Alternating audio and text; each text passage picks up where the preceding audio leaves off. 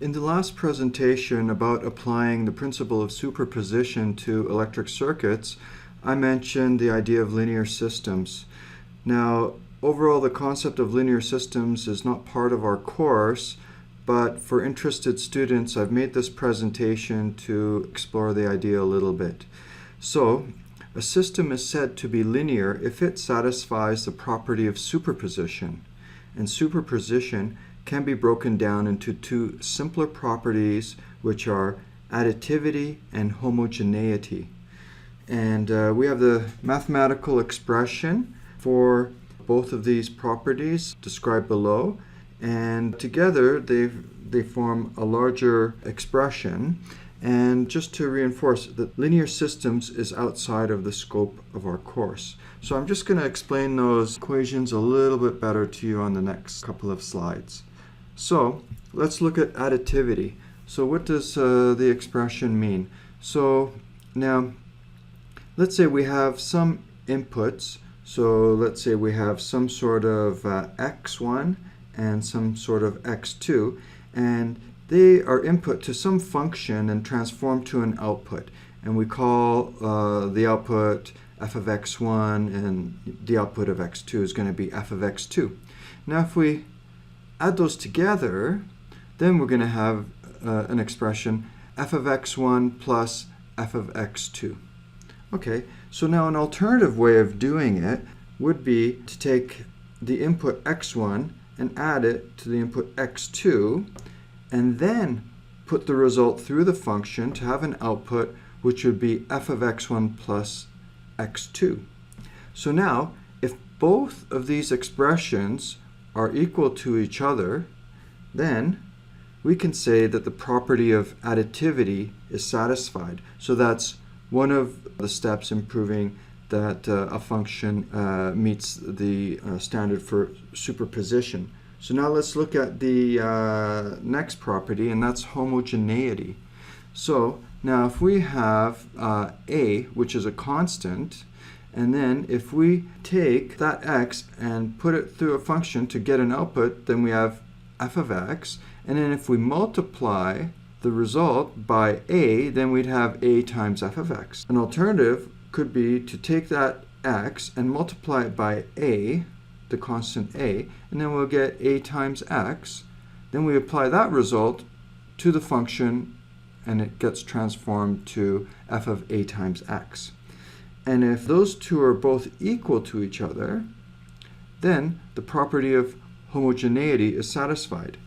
And if both additivity and homogeneity are satisfied, then superposition is satisfied, and then we can say that a system is linear. Now, it's important to note that there are many different definitions for linear, and this is the definition for linear systems. Okay?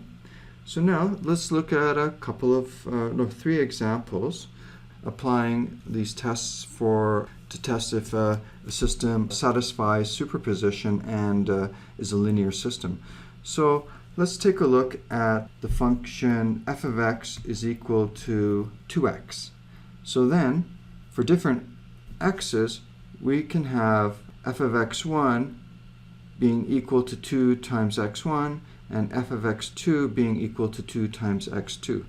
So let's test if superposition holds for f of x is equal to 2x. So then let us write what the expression is for f of x1 plus x2. So then that would be 2 times x1 plus x2. Okay? And then let's write what it would be for f of x1. So that would be 2 times x1, and then for f of x2, it would be 2x2. Okay? And then let's just expand that. 2x1 plus 2x2 is equal to 2x1 plus 2x2.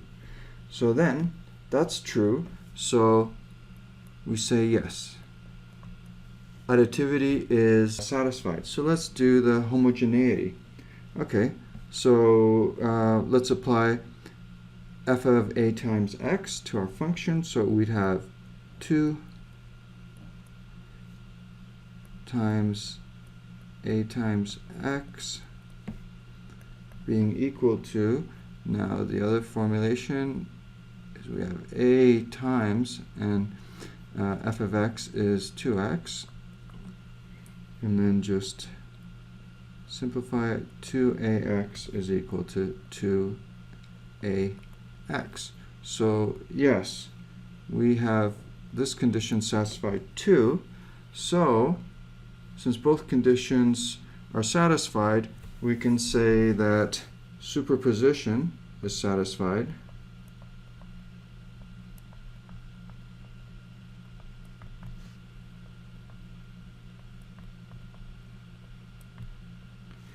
And therefore a linear system.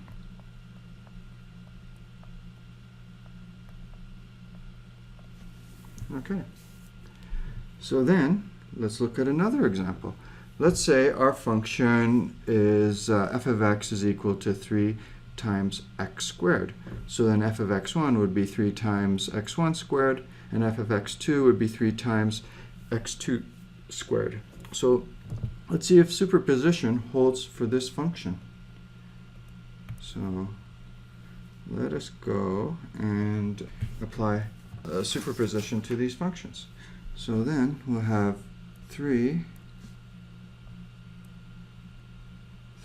times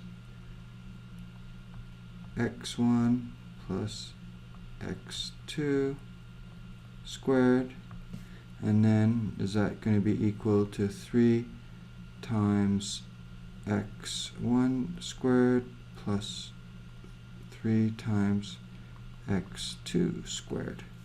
Okay. I don't know if this is going to look too promising, so let's break it out. 3x1 squared plus 3 times 2x1 x2 plus 3 times x2 squared. And you know what? It's not looking too good. So 3, just rewriting the same one, 3x1 squared plus 3x2 squared. And then we see that the middle term on the left-hand side doesn't appear on the right-hand side. So no, it does not fulfill the additivity property. Okay, so let's go to the next property. So now it already doesn't meet the definition of superposition because it only needs to fail one test. Okay, so let's just check for the homogeneity.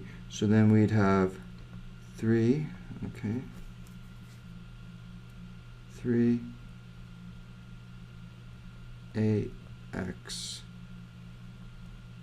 squared, is that equal to a times 3x squared, and so 3a squared x squared equal to 3ax squared. And then again, that is a big no. So it also fails the homogeneity. So then we can say that superposition not satisfied.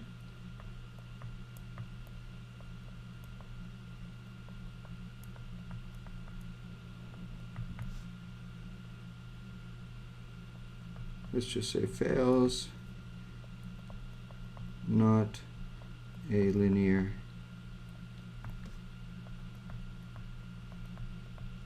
system. Okay. Let's try another one. Okay. So look, how about if we have x is equal to 3x plus 5? Okay. So that's a linear equation, isn't it? Okay. For different x's, then f of x1 is going to be 3 times x1 plus 5, and f of x2 is going to be 3 times x2 plus 5. So let us see what it's going to be with checking for our properties. So then we're going to have 3, okay, come on, 3 times x1 plus x2 plus 5, and then we're going to write the other side, which is going to be 3 times x1 plus 5 plus 3 times x2 plus 5. So let's break it out on the other side. So we're going to have 3x1 plus 3x2 plus 5. And on the other side, we're going to have 3x1 plus 3x2 plus 10. And we can see that no way. So it's no. Okay, let us go to the homogeneity property just to see what that would look like. So then, let's say we have 3ax plus 5, and is that equal to a times 3x plus 5? Just expand that out.